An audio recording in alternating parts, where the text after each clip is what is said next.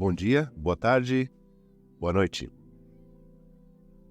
Para terminar este artigo, queria resumir uma palestra que a pedagoga Angelita Olvera ofereceu para professores aqui, em Brasil. Os elementos mais importantes dentro do processo educacional são os alunos. Para eles, e pelos benefícios que todo o trabalho de educar trará para a sociedade, é que se estabelece toda a estrutura, a formação de educadores e toda a logística que permite a existência da educação. Alcançar uma educação eficiente através da pedagogia sistêmica e que tenha a potencialidade de não só resolver os problemas que o ensino apresenta, sino que tenha também a capacidade de não gerar novos conflitos, que fortaleça e reforce a capacidade de aprendizagem dos alunos, requer de uma mudança de percepção e, com certeza, de uma nova consciência. Uma consciência e uma inteligência que denominamos de sistêmicas. E, sem dúvidas, de uma nova filosofia que dê sustento conceitual a tanta ressignificação. É disso que se trata. A pedagogia sistêmica chega a nós justamente pela aplicação da Heidegger ciência, ou seja, a ciência que explica e ordena todos os tipos de relacionamentos humanos e que surge da filosofia sistêmica de Bert Hellinger. A pedagoga mexicana Angélica Olvera ofereceu uma palestra para professores aqui em Brasil faz alguns anos atrás. Nela, demonstrou as dinâmicas dos problemas que escola e professores mais enfrentam no dia a dia, de forma simples e através de um exercício sistêmico em um campo de constelação. Por nos parecer importante, vamos dar uma olhada na mensagem central desta palestra e, para melhor compreendê-lo, ajudará a ter algum conhecimento sobre as constelações familiares e sobre a filosofia sistêmica de Bert Hellinger. A ninguém escapa o fato de que o trabalho do educador é muito estressante. A tarefa de ensinar não é uniforme e constante, e sim um diário desafio. A falta de atenção dos alunos, as dificuldades de aprendizagem das matemáticas, da leitura, a inestabilidade emocional e até a inquietude das crianças, que é aquele chamado TDAH, a necessária flexibilidade pedagógica que se exige do professor para atingir as metas e tantas outras dificuldades fazem da tarefa de ensinar um ato quase hercúleo. E que dizer da violência, que sempre existiu na forma de bullying e que agora chega ao extremo de ataques indiscriminados às escolas, com saldo de alunos e professores feridos ou mortos. Se bem a relação professor-professora-aluno é central na escola, o estresse e o desgaste chegam também, sem dúvida, à direção e ao resto do pessoal administrativo. Um outro fator que complica e aumenta o estresse nas salas de aula vem do comportamento dos alunos, que muitas vezes denotam uma clara e constrangedora ausência de critérios educativos dos pais, por falta de informação ou simples omissão. Seja pelo motivo que for, sem que apontemos a culpados ou inocentes, a relação entre pais e filhos, ou entre o pai e a mãe, como casal, ou mesmo por excesso de trabalho ou problemas financeiros, além das famílias desestruturadas ou aparentemente inexistentes, tudo, absolutamente tudo, provocará uma tensão que as crianças acusarão no afetivo, no físico e também no intelectual, prejudicando o rendimento escolar e aumentando o esforço e o desafio de ensinar dos professores. Ela, Angelita Olvera, começa sua palestra falando sobre o desgaste físico e emocional que resulta da tarefa de educar. Diz que as crianças são educadas, estimuladas, guiadas, primeiro pelos seus pais, pelas suas famílias, e quando os pais não fazem seu trabalho, a tendência é que os professores ou as professoras assumam esse papel, que é o papel de pais ou de mães. Então, ela demonstra num movimento, em uma dinâmica sistêmica, que nesse momento, nesse exato momento em que se perde todo o papel da educação. Ela demonstra na sua exposição 5 pontos importantes para corrigir comportamentos e achar soluções verdadeiras e para todos dentro do ambiente escolar, principalmente para os alunos. O primeiro ponto é que os professores e as professoras devem assumir seu lugar, que é a de ser professores, renunciando a qualquer tentativa de querer substituir os pais, de querer assumir sua autoridade, de ser quem dita os comportamentos ideais ou delineia uma forma de socialização e aprendizagem uniforme, perdendo de vista os pais e a diversidade de contextos e características socioculturais, religiosas e peculiares dos seus alunos. Os professores devem ocupar seu lugar e não carregar nas suas costas tarefas impossíveis, mas, sobretudo, tarefas que não lhes correspondem. Como veremos mais adiante, os professores estão a serviço, mas a serviço de quem? O segundo ponto, os pais não assumindo seu papel e o professor fora do seu, terá como resultado o fato de que as crianças perderão seu lugar central no processo educacional e não aprenderão ou apresentarão dificuldades que impedirão ou desestimularão a aprendizagem. Dentro do ambiente escolar, por um lado, e no lar do estudante, por outro, o que se poderá observar é que a criança não aprenderá desatenta, agitada, sem querer ir à escola, irritada, sem nenhum rendimento. Até que os pais, os professores e a escola começam a procurar as causas e os culpados do fato das crianças não estar aprendendo. Quem tem a culpa de que as crianças não aprendem? Para os pais, a culpa é da escola. A escola procura culpas nos professores.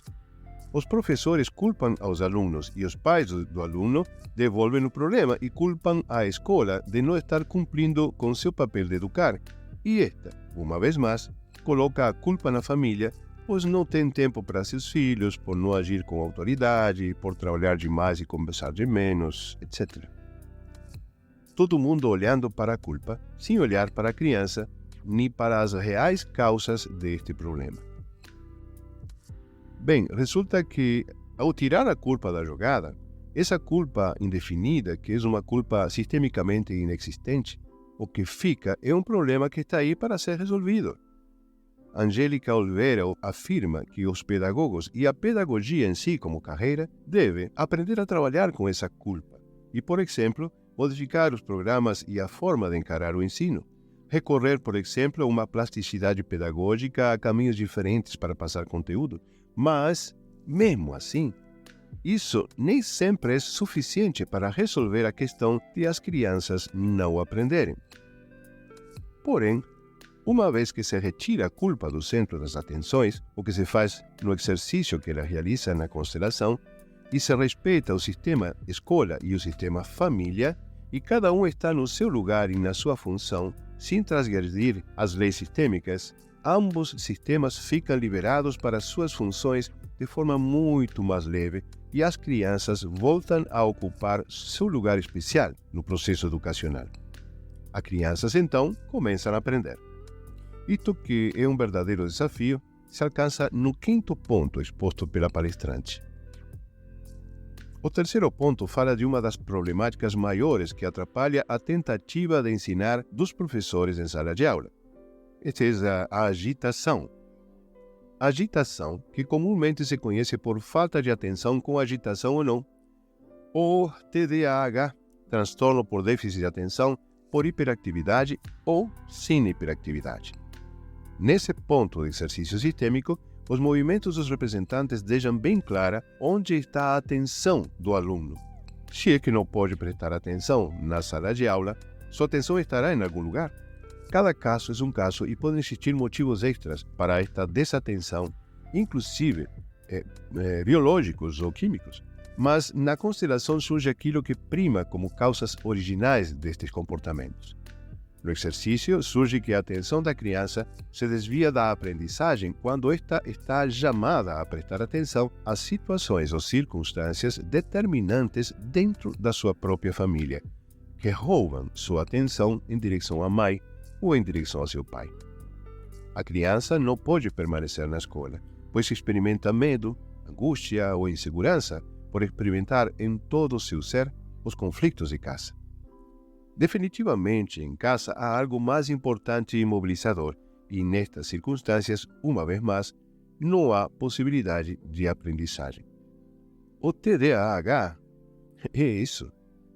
Nenhuma escola tem respostas para resolver o TDAH, pois este déficit é sistemicamente o problema que o aluno percebe, sofre e assume dentro de seu próprio lar. Quando há hiperatividade é porque a criança não quer permanecer na escola e quer voltar para casa. E não há hiperatividade quando a criança está cansada pelo peso das tarefas sistêmicas que ele assume, pelo pai, pela mãe e pelos seus irmãos ou outros dentro de seu sistema. O quarto ponto é a violência dentro da escola. Uma coisa é clara, nem a escola nem a família querem a violência. Novamente, dentro da constelação, e ainda que se poderia chegar à mesma conclusão por outros caminhos, se observa que, em geral, a origem da violência que chega a alterar o ritmo natural da aprendizagem dos alunos dentro da escola está no lar desses alunos. Nas cidades, nos bairros, no entorno dos alunos, mas esta não poderia agir nem existir se a família fosse um marco sistemicamente equilibrado. As famílias não se constituem como filtros efetivos do entorno da construção de valores e princípios, e muitas vezes a mesma violência nasce ou se continua simplesmente no seio familiar. Certo que há exceções, né? Mas só são isso, exceções. Mas, quando esta violência chega a escola não tem solução. O que sucede é que quando a escola toma medidas para tirar a violência, gera mais violência. E qual será a solução? Bom, a solução não existe na escola e sim nas famílias. A solução não existe na escola e sim nas famílias. Há uma solução para cada família que pode ser acessada perfeitamente através da abordagem de Bert Hellinger. E podem existir outros caminhos, como através de uma educação específica, terapias familiares, intervenções de mediadores ou de ações judiciais, etc. Mas, seja qual for o caminho, é fundamental criar uma nova consciência, uma nova sabedoria, pois as soluções achadas devem contemplar a todos na família. Esta é uma lei dentro de todos e cada um dos interrelacionamentos, à luz do pertencimento, da ordem e do equilíbrio. Não adianta olhar para a violência que se pode dar em forma de bullying, de agressividade e até de ataques em massa. É necessário olhar para o sistema com coragem e sinceridade e achar os movimentos ou emaranhamentos que estão por trás dele. Chegamos ao quinto ponto. Olhando para tudo isto, é lógica a afirmação de que nenhum país tem soluções para a sala de aula através das políticas públicas ou privadas. Desde os governos, não se olha para as crianças. Tudo fica nos discursos. Esta é a função da nova pedagogia. Este é um assunto do professor. E essa é a razão para termos que trabalhar com o professor, pois na sua transformação, na sua maior compreensão das dinâmicas dentro da escola, podemos achar um pulso gerador de mudanças para a educação e para toda a sociedade. A reordenação do ensino através da percepção da escola como um sistema que inclui a família do aluno e da percepção de que cada indivíduo que faz parte deste sistema, não como seres isolados e desprendidos das suas origens, sino que completos e dentro de seus sistemas familiares, trará excelentes vantagens para todos na educação. Escola, professores, alunos e família, cada um nos seus lugares dentro da rede de relacionamentos do sistema e cada um tidos em conta com respeito e consideração, honrando suas origens e circunstâncias, fortalecerá a postura e dedicação de cada elemento e, portanto, permitirá a consecução dos objetivos comuns do sistema, gerando como característica emergente uma melhor e profunda qualidade educativa. No exercício sistêmico, Angélica Oliveira posicionou os pais da professora atrás dela, fortalecendo-a, com tudo o que isso significa em termos de força, energia de vida e coragem, pois é deles e do seu assentimento que se recebe o caudaloso reforço das suas origens. É fundamental que os professores possam compreender o real e profundo significado dos seus pais nas suas vidas, pois será determinante para suas decisões e escolhas, assim como para definir a forma em que eles experimentarão e agirão perante a realidade. Este conhecimento e sua anuência lhes permite ampliar e ressignificar o essencial, para depois perceber que eles podem olhar para o aluno que chega à escola com seus pais, sistemicamente, sem sair do seu lugar de professor. Assim, a professora ou o professor pode olhar para seus alunos e seus pais de uma maneira inclusiva. Este foi o movimento central do exercício, trazendo o sistema familiar junto ao aluno para a escola. O quinto ponto é a aliança entre a escola e a família dos alunos. A família dos alunos, junto a eles na sala de aula, os fortalece da mesma forma que a professora se viu fortalecida com seus pais. E os encoraja a experimentar a aprendizagem e a curiosidade, a ser quem eles são realmente e, inclusive, para expor suas necessidades e limitações. Dentro de uma compreensão muito mais ampla, a conclusão deste processo permitirá o entendimento da frase com que a Angélica Oliveira fecha sua palestra e que define a ordem dentro do sistema. O professor ou a professora poderá olhar para seus alunos e dizer: eu sirvo a seus pais quando lhes ensino. Um abraço a todos, muita luz, até breve.